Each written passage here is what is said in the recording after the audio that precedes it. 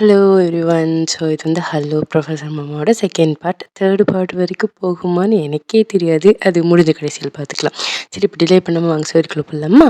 சரி, இங்கே லாஸ்ட்டு எப்படி முடிச்சிருந்தேன்னா, அவங்க வெட்டிங் நைட்டோட முடிச்சிருந்தேன். ஸோ இப்போ நெக்ஸ்ட் டே மார்னிங் தான் காமிக்கிறோம். நெக்ஸ்ட் டே மார்னிங் நம்ம டயாங் தான் தூக்கத்துலேருந்து முடிச்சுக்கிறாரு. முடிச்சுட்டு பக்கத்தில் பார்த்தா ஜேகே காணோம். எங்கடா போனார் அவர் அப்படின்னு சொல்லி திரும்பி பார்த்தா ரெஸ்ட் ரூமில் சத்தம் கேட்டுட்டு இருக்கு, குளிக்கிற சத்தம் கேட்டுட்டு இருக்கு. ஓகே, குளிக்கிறாரா அப்படின்ற மாதிரி நினச்சிட்டு அவர் எந்திரிச்சு அப்படி உட்காராரு. உட்காந்து நம்ம தலையிலலாம் சொரிச்சிட்டு நல்ல சோம்பெல்லாம் எடுத்து கொடுத்துட்டு அப்படியே எந்திரிச்சு அப்படியே வெளியில் போயிடலாம். அவருக்கு எந்திரிச்சோடனே காஃபி குடிக்கிற பழக்கம் உண்டு.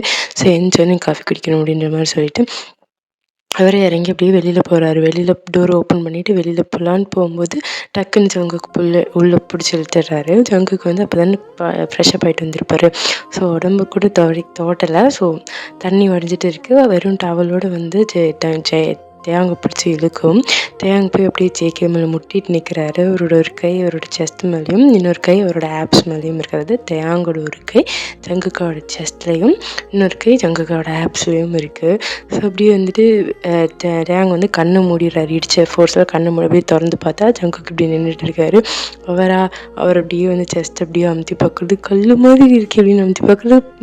ஓ, ஜங்குக்கு நீங்கள் சிக்ஸ் பேக்கெலாம் வச்சுருக்கீங்களா, செம்மையாக இருக்குது அப்படின்ற மாதிரி சொல்லிட்டு சிக்ஸ் பேக்ஸ் அப்படியே தடையை பார்த்துருக்கிறது. ஜங்குக்கு வந்து ஒரு நிமிஷம் என்னமோ மாதிரி ஆகிடுது. டக்குன்னு தள்ளி விட்டுட்டு என்னடா பண்ணுறாருன்னு கேட்டால், நீங்கள் தானே பிடிச்சி இழுத்தீங்க, அப்போதுக்கு என்ன சொல்கிறீங்க அப்படின்னு சொல்லி நம்ம தேங்க கேட்க, அது வந்து நமக்குள்ளே எதுவும் நடக்கலைங்கிறது நமக்குள்ளே இருக்கட்டும், வெளியில் யார்கிட்டையும் சொல்ல வேண்டாம். நீ இப்படியே எந்திரிச்சு போனோன்னா எல்லோரும் கன்ஃபார்மாக பண்ணிவிடுவாங்க நமக்குள்ளே எதுவும் நடக்கலைன்னு. தயவு செஞ்சு போய் குளிச்சுட்டதுக்கப்புறம் வெளியில் போ அப்படின்ற மாதிரி சொல்ல, குளிச்சுட்டு போகும், இதுக்கு தான் கூப்பிட்டு இப்படி இழுத்தீங்களா, சரி ரைட் அப்படின்ற மாதிரி சொல்லிட்டு அவர் தலையை செஞ்சுட்டு ஒரு பாடு ரெஸ்ட் ரூம்குள்ளே போயிடாரு. இறங்கி போனதுக்கப்புறம் அங்கே ஐயோ, இந்த பையனை வச்சுட்டு எப்படி சமாளிக்க போகிறேன்னே தெரியல, ஒரு நிமிஷம் என்னையே மூட மாற்றி விட்டுட்டான் அப்படின்ற மாதிரி யோசித்து அவர் ஃப்ரெஷ்அப் ஆகிட்டு அவர் ட்ரெஸ் சேஞ்ச் பண்ணுற வெளியில் போக தேங்கும் ரொம்ப நேரம் கழிச்சதுக்கப்புறம் ஃப்ரெஷ்அப் ஆகிட்டு கீழே வராங்க. கீழே வந்துட்டு கிச்சனுக்கு போயிட்டு பழக்க தோஷத்தில் எனக்கு ஒரு காஃபி அப்படின்னு சொல்லிட்டு கேட்காம எனக்கு ஒரு காஃபி அப்படின்னு சொல்லி கேட்கவும் அவங்க உள்ளே இருந்துருக்குறது அத்தை. அவங்க வீடுனா அவங்க அம்மா இருப்பாங்க, இங்கே அவங்கள அத்தை தானே இருப்பாங்க, தேங்கோட அத்தை. சரி, அவங்க இருக்காங்க. இருந்துட்டோடனே பார்த்தோன்னே தேங்காக்கு வந்து ஐயோ சாரி, நான் ஏதோ ஞாபகத்தில் அம்மாட்ட கேட்குற மாதிரி கேட்டேன், நான் போட்டுக்கிறேன் மாதிரி சொல்ல, டே இரு, ஒரு காஃபி தானே வேணும், நான் உனக்கு போட்டு தரேன் அப்படின்ற மாதிரி சொல்ல, உடனே அவங்க அம்மா இங்கேருந்து வந்துடுறாங்க. வந்துட்டு தேயாங்க நம்ம வீட்டில் இருக்கிறது தான் நினைப்போ, இங்கே நீ தான் வேலை பார்க்கணும், எந்திரிச்சு வர டைம் ஆகுது, டைம் என்னாச்சு, மணியை பார்த்தி அப்படின்ற மாதிரி அவங்க காய்ச்சி மூச்சுன்னு கத்த. உடனே அவங்க அத்தந்துட்டு விடு சின்ன பையன் தானே, போக போக பழகிக்கும், ஒரு பிரச்சனையும் இல்லை, நம்ம வீடு தானே, பரவாயில்ல இருக்கட்டும் அப்படின்ற மாதிரி சொல்லிட்டு அவங்களுக்கு காஃபி குடிக்க தேயாங்க வந்துட்டு காஃபி வாங்கிட்டு போய் எப்படி சோஃபாவில் உட்காராங்க. அங்கே போய் உட்காந்தா நம்ம ஆரம் தான் வந்து உட்காடுறாங்க. காலையிலே ரெடி ஆகிட்டு வந்து உட்காந்துட்ருக்காங்கன்னு வச்சுட்டு அங்கே வந்துட்டு டே அண்ணா காலையிலே எங்கடா ரெடி ஆகிட்டேன் அப்படின்ற மாதிரி கேட்கவும் ஆரம் வந்துட்டு இங்கேயா ஊருக்கு தாண்டா கிளம்புறோம், இங்கேயே இருக்க முடியும், ஊரில் பிஸ்னஸ்லாம் இருக்குல்ல பார்க்கணும்ல அப்படின்ற மாதிரி சொல்ல, ஆமாம் முதல்ல கிளம்பு, இங்கேருந்து கிளம்பு, முதல்ல அம்மாவை கூப்பிட்டுட்டு கிளம்பு, அவங்க இருந்தாலே எனக்கு ஒரே டார்ச்சர் தான். காலையில் எங்கள் அத்தை கூட என்ன ஒன்றும் சொல்லலை தெரியுமா, இந்த அம்மா தான் வையான்னு கத்திக்கிட்டே இருக்காங்க, தயவு செஞ்சு அவங்களை கூட்டி கிளம்புறோம், இல்லை எனக்கு புரியல அப்படின்ற மாதிரி நம்மகிட்ட அவங்க சொல்ல, அம்மாண்டா நீயும் தான் எங்கள் கூட வர, நான் இது கூட வரணும், எனக்கு கல்யாணம் ஆகிடுச்சு, நான் என் புருஷன் வீட்டில் தான் இருப்பேன். டே அடங்கு, அம்மா அதெல்லாம் பேசி தான் ஜங்குக்கு வீட்டில் கல்யாணத்துக்கு ஒத்துக்கிட்டாங்க. நீ உன்னை வந்து படித்து முடிக்கிற வரைக்கும் அங்கே சிட்டியில் தான் இருப்பேன்னு சொல்லி பேசி தான் கல்யாணம் பண்ணாங்க. என்னடா சொல்கிற, அப்பெல்லாம் வர முடியாது, நான் இங்கே இருக்கிற ஏதோ ஒரு காலேஜில் படிச்சுக்கிறேன், எனக்கு ஒரு பிரச்சனையும் இல்லை. பைத்தியம் அதை பிடிச்சிருக்கு, நீ படிக்கிறது டாப் மோஸ்ட் யூனிவர்சிட்டி, அங்கே சீட் கிடைக்கிறது எவ்வளோ கஷ்டம் தெரியுமா, இவ்வளோ கஷ்டப்பட்டு இந்த சீட்டு வாங்கினேன், இப்போ என்னடான்னா அதெல்லாம் விட்டுட்டு நான் இங்கே படிக்கிறேன்னு சொல்கிறேன், அம்மா அதுக்கெல்லாம் ஒத்துக்க மாட்டாங்க அப்படின்னு சொல்ல, அவங்க என்ன ஒத்துக்கிறது, எனக்கு கல்யாணம் ஆகிடுச்சு, இதுக்கப்புறம் என் லைஃப்பில் நான் எடுக்கிற முடிவு தான், என் புருஷன் தான் சொல்லணும், அவங்க ஒன்றும் சொல்லணும்னு அவசியம் கிடையாது அப்படின்னு சொல்லி, அப்படியா சரி இதை நீங்கள் அம்மாட்ட சொல்லி பார்ப்போம், எனக்கு என்ன பயமா, நானும் சொல்ல மாட்டேன்னு நினைக்கிறேன், மிஸ்ஸஸ் கேம் நீங்கள் வாங்க அப்படின்ற மாட்டேன். அவங்க கற்று அவங்க அம்மாவை வராங்க.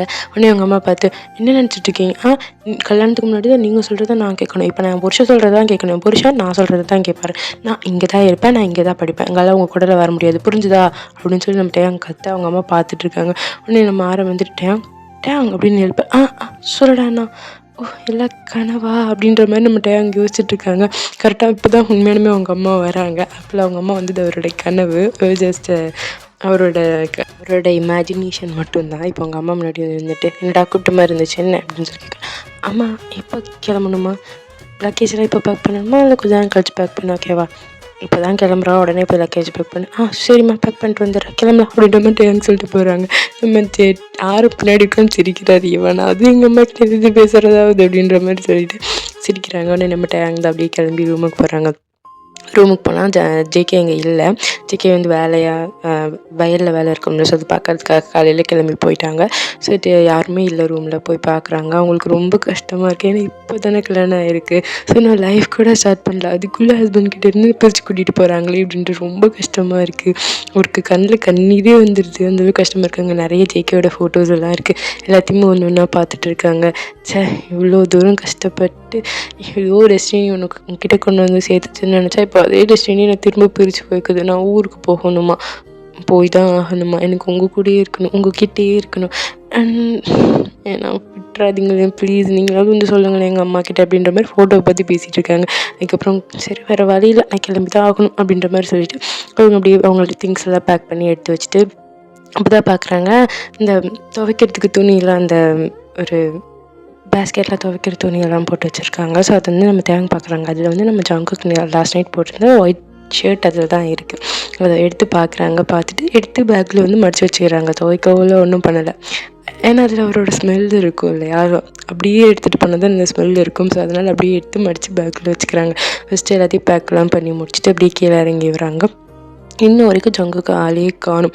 எங்கடா போனார் அப்படின்ற மாதிரி தேடிட்டுருக்கு. ஒன்று கீழே வந்து பார்த்தா அவங்க அம்மா, அத்தை, மாமா, அப்பா, ஆரம், ஜின்னு எல்லோரும் நின்று பேசிகிட்ருக்காங்க. ஜங்குக்கு மட்டும் அவங்க இல்லை. ஸோ அவங்களாம் வந்துட்டு சரி நாங்கள் போயிட்டு வரோம் அப்படின்ற மாதிரி சொல்ல ஓகே அப்படின்ற மாதிரி சொல்ல அவங்க அத்தை இருந்துட்டு டேங்கை பார்த்துட்டு சரிப்பா பார்த்து போயிட்டு வா அப்படின்ற மாதிரி சொல்லவும் டேங்க் வாய் வரைக்கும் ஒரு தந்தீங்களா சொல்லுங்களேன் நாங்கள் இருக்கேன் அப்படின்ற மாதிரி சொல்லணும்னு தோணுது. ஆனால் அவங்க அம்மா பேச்சை மீறி எதுவுமே பண்ண முடியாது. சொல்லி எதுவுமே பண்ண முடியல. அவர் அப்படி ஏறி போகிறாரு. கார்லலாம் எல்லோரும் ஏறுறாங்க, எல்லாம் பண்ணாங்க. இன்னும் ஜேகேவை காணும். தேங்க கண்ணு ஜேகேவே தேடிட்டு இருக்கு. ஜேகேவை காணுமே அப்படின்ற மாதிரி தேடிட்டு இருக்கு. அது வந்து நம்ம ஜின்னுக்கு புரியுது என்ன ஜேகேவை தெரியும் அப்படின்னு கேட்டோடனே ஆமாம் நான் போருக்கு முன்னாடி ஒரு வார்த்தை சொல்லணும்னு நினச்சேன், ஆனால் உங்களை காணும் அப்படின்ற மாதிரி சொல்ல நானும் ஒன்று தான் தேடிட்டு இருக்கேன், ரொம்ப நேரமாக ஆளை காணும், பழைய வேலை இருக்குன்னு போனால் இன்னும் காணும் அப்படின்ற மாதிரி சொல்ல காரே எடுத்துட்டாங்க. ஆல்மோஸ்ட் கொஞ்சம் மூவ் ஆயிடுச்சு. ஸோ மூவ் ஆனதுக்கப்புறம் தான் ஜங்குக்கு வந்து இங்கேருந்து பைக்கில் வருது வந்து தேங்க பார்த்துடுறாங்க. பார்த்தோன்னே வண்டி நிறுத்துங்க நான் ஜங்கு கிட்ட ஒரு வார்த்தை சொல்லணும் அப்படின்ற மாதிரி சொல்லிட்டு அவசர அவசரமாக காலேருந்து இறங்கி நம்ம ஜங்குக்கு முன்னாடி வந்து நிற்க நம்ம ஜங்குக்கும் பார்க்க தேங்க இருந்துட்டு நான் ஊருக்கு போகணுமா அப்படின்னு மாதிரி சொல்ல ஜங்குக்கு இருந்துட்டு தெரியும் தேங்க பார்த்து போய்ட்டு உங்களுக்கு தெரியுமா? தெரியும், எனக்கு கல்யாணத்துக்கு முன்னாடி தெரியும், எல்லாம் சொல்லி தான் கல்யாணம் பண்ணாங்க. அப்போ உங்களுக்கு ஓகேவா? எனக்கு ஓகே தான் டேங், படிக்க தானே போகிற, போய் படிச்சுட்டு வா அப்படின்ற மாதிரி சொல்ல டேங்க் வந்து எப்பவும் சொல்ல மாட்டீங்களே இரண்டு அப்படின்னு சொல்லிட்டு அந்த உள்ளே சொல்லிகிட்டே இருக்குது சொல்லுங்கள் ஆனால் டேங்குக்காக சொல்லலை.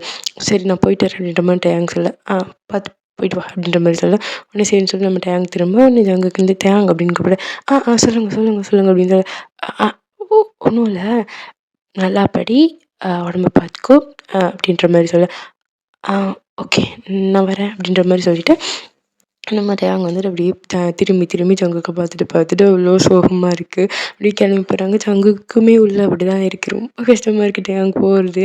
அவருக்குமே வந்துட்டு கை பிடிச்சி போகாதடா என் கூடவே இருடான்னு சொல்லணுன்னு தான் ஆசை. பட் பேரண்ட்ஸ்லாம் சொல்லிட்டாங்கல்ல, ஸோ மீற முடியாது அப்படின்றதுனால சரி போயிட்டு வரட்டும் அப்படின்ற மாதிரி நம்ம தேங்க போக நம்ம ஜங்குக்கு அப்படியே பார்த்துட்டே நின்றுட்டுருக்காங்க. அப்படியே கவரும் அப்படி கிளம்பி போயிடுது. ஸோ தேங்கும் அப்படியே அவங்க வீட்டுக்கு வந்துடுறாங்க. சியோல் வந்துடுறாங்க திரும்ப. உடனே நம்ம தேங் தான் அப்படியே வந்தவங்க அப்படியே சோகமாகவே இருக்காங்க. அதுக்கப்புறம் அவங்க ஃபேஸில் ஸ்மைலே இல்லை. ஜின்னுக்கும் ஆரமுக்கும் புரியுது, ஓகே தேங்க்கு ரொம்ப கஷ்டமாக இருக்குது அப்படின்ற மாதிரி புரியுது. பட் ஸ்டில் அவங்களோட படிப்பு முக்கியம் தான் இல்லையா, தேங்க ரொம்ப நல்லா படிக்கிற பையன். ஸோ படிப்பு முக்கியம் அப்படின்றதுனால அவங்களால எதுவுமே சொல்ல முடியல. தேங்காய் வந்துட்டு ஸ்ட்ரெயிட்டாக போய் ரூமில் போய் டோர் க்ளோஸ் பண்ண வருது. அப்புறம் டோர் ஓப்பன் பண்ணவே இல்லை. எல்லோரும் போய் தட்டி கூட பார்க்குறாங்க. ஆனால் தேங்காய் ஓப்பன் பண்ணவே இல்லை. நான் இல்லை, எனக்கு சாப்பாடு வேண்டாம், எனக்கு எதுவும் வேணாம் அப்படின்ற மாதிரி ஒரு ரூம்குள்ளேயே உட்காந்துட்ருக்காரு. ஸோ ரூம்குள்ளேயே உட்காந்துட்டு இப்படி ஜங்குக்கு பற்றி நடந்ததை பற்றி இப்படி யோசிச்சிட்டே உட்காந்துட்டு இருக்கும்போது தான் அவருக்கு வந்து ஜங்குக்கோட ஷர்ட் எடுத்துகிட்டு வந்திருப்பார் இல்லையா, ஸோ அது ஞாபகம் வந்துச்சு. உடனே போயிட்டு அந்த ஷர்ட் எடுத்து அவர் போட்டுக்கிறாரு. போட்டுட்டு அந்த காலரை பிடிச்சி அந்த மூக்குக்கிட்ட வந்து ஸ்மெல் பண்ணி பார்ப்பாங்கள்ல, ஸோ அந்த மாதிரி ஸ்மெல் பண்ணி வைக்கிறாங்க. ஸோ ஜங்குக்கோட ஸ்மெல் இருக்குது. ரொம்ப அவங்களுக்கு வந்து ஒரு ப்ளசன்டபுளாக ஒரு மாதிரி ஃபீல் குட்டாக ஃபீல் ஆகுது. ஸோ இப்படி ஸ்மெல் பண்ணிட்டு இப்படி உட்காந்துட்டு யோசிக்கிறாங்க. ஜங்குக் நான் உங்கள ரொம்ப மிஸ் பண்ணுறேன்னு தெரியுமா? ஒரு நாள் தான் உங்க கூட இருந்தேன். ஆனா இப்போ ஒரு நாள் இருந்ததுக்கே என்னால உங்கள நீங்க இல்லாம இப்போ என்னால இருக்க முடியல தெரியுமா? எனக்கு உங்கள பார்க்கணும், உங்ககிட்ட பேசணும். நம்ம லவ் பண்ணுறோம் சொல்லணும், ஹக் பண்ணணும், கிஸ் பண்ணணும்னு கூட எனக்கு அதெல்லாம் கூட தோணல. எனக்கு ஜஸ்ட் உங்கள பார்க்கணும். பார்த்துட்டு உங்க கூடவே இருக்கணும். அவ்வளோதான். Miss you Jungkook, miss you so much மாமா அப்படின்ற மாதிரி யோசிச்சுட்டு அவங்க அப்படியே உட்காந்துட்டு இருக்காங்க. ஸோ அப்படி கட் பண்ணி நம்ம ஜங்குக் சைட் பார்க்கலாம். ஜங்குக் அவரோட வேலையெல்லாம் முடிச்சுட்டு ரூமுக்கு வராரு. ரூமுக்குள்ளே வந்தோடனே ஃபஸ்ட்டு அவரோட தாட் வந்துட்டு தேங்காய் தான் இருக்குது. ஸோ நேற்று அவர் இங்கே தானே இருந்தார். ஸோ அவரை பற்றி எப்படி யோசிச்சு இப்படி உள்ளே வரும்போது தான் அவரோட ஃபோனுக்கு வந்து டிங் டிங் அப்படின்னு மெசேஜ் வருது. ஏதோ நோட்டிஃபிகேஷன் வருது. என்னென்னு ஓப்பன் பண்ணி பார்த்தா அவங்களோட வெட்டிங் ஃபோட்டோஸோட சாஃப்ட் காப்பி. ஸோ அது வந்து அவரோட ஃபோனுக்கு வந்திருக்கு. ஸோ எடுத்து இப்படியே போய் உட்காந்து பெட்டில் உட்காந்துட்டு பார்த்துட்ருக்காங்க. அதில் வந்து தேயாங் வந்து ஜங்குக்கை பார்த்தது, தேயாங்க்கு வந்து ரிங் போட்டு விட்டது, ஒரு ஃபோர்ஹெட்டில் கிஸ் பண்ணது, தேயாங்கோட முகத்தில் இருக்க அந்த சிரிப்பு எல்லாத்தையும் இப்படி பார்த்து இப்படி ஒன்று ஒன்றா ரசிச்சுட்டு இருக்காரு. ஸோ அப்போ வந்து ஜங்குக் தான் தனக்குள்ளே தானே சொல்லிட்டு இருக்காரு, எனக்கும் ஆசை தான் தேயாங் ஒன்று என் கூடவே வச்சுக்கணும்னு. ஆனால் அவங்க அம்மா சொல்லும்போது, பெரியவங்க சொல்லும்போது என்னால் எதுவுமே பண்ண முடியல. நான் உன்னை எவ்வளோ மிஸ் பண்ணுறேன்னு தெரியுமா? நான் உன்னை ரொம்ப ரொம்ப மிஸ் பண்ணுறேன்டா. கடைசியாக போகும்போது நான் ஒரு ஹக்காவது பண்ணியிருக்கணும்ல, எதுவுமே பண்ணாமல் அமுச்சிட்டேன்ல. சாரி தேயாங், நான் உன்னை கஷ்டப்படுத்தணும்னு நினைக்கல. இங்கே நான் உங்ககிட்ட பாசமாக இருந்தால் லவ் காமிச்சா உன்னோட ஸ்டடீஸை டிஸ்டர்ப் ஆகிடுமோன்னு தான் நான் முடிஞ்ச அளவுக்கு என்னை கண்ட்ரோல் பண்ணிகிட்டே இருக்கேன். கூடிய சீக்கிரத்தில் நான் உங்ககிட்ட வந்துடுவேன் தேயாங், உன்னை என்கிட்ட கூட்டிகிட்டு வந்துடுவேன் தேயாங் அப்படின்ற மாதிரி யோசிச்சுட்டு அவர் இந்த ஃபோட்டோக்கு கிஸ் பண்ணிவிட்டு அவரும் இங்கே தேயாங்க ரொம்ப மிஸ் பண்ணேன். ஸோ 2 சைடுமே 2 பேரும் ரொம்ப மிஸ் பண்ணிகிட்டே இருக்காங்க. ஸோ இப்படியே இந்த நைட்டு ஸ்கிப்ஸ். ஸோ மார்னிங் தான் காமிக்கிறோம்.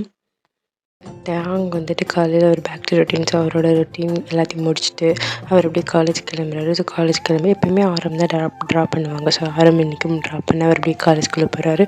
தேயாங்கோட ஃபேஸ் நைட்டில் தூங்கவே இல்லைன்னா எப்படி இருக்கும்? ஸோ அந்த மாதிரி டார்க் சர்க்கிள்ஸ் வந்துட்டு ரொம்ப டயர்டாக டல்லாக தான் இருக்காரு. ஸோ அப்படியே போயிட்டு அவரும் அவரோட கிளாஸ் ரூமில் போயிருக்காரு. ஸோ வந்து யுங்கி தான் வந்து இதில் வந்து நம்ம தேயாங்கோட பெஸ்ட் ஃப்ரெண்ட். ஸோ இவங்க வந்து பக்கத்தில் உட்காந்து மச்சான் என்னடா ஒரு வாரமாக ஆளே காணும், எங்கடா போனேன் அப்படின்ற மாதிரி கேட்கவும் தேயாங்க வந்துட்டு அதை ஏன்டா கேட்குற, அது ஒரு பெரிய ஸ்டோரியா கேட்போம், என்ன கிளாஸ் ஆரம்பிக்க டைம் இருக்குல்ல, ஸோ என்னென்னு கேட்போம் அப்படின்ற மாதிரி நம்ம இங்கேயும் சொல்ல ஓகே இரு நான் சொல்கிறேன் அப்படின்ற மாதிரி நம்ம தேயாங்க வந்து சொல்ல ஆரம்பிக்கிறாங்க.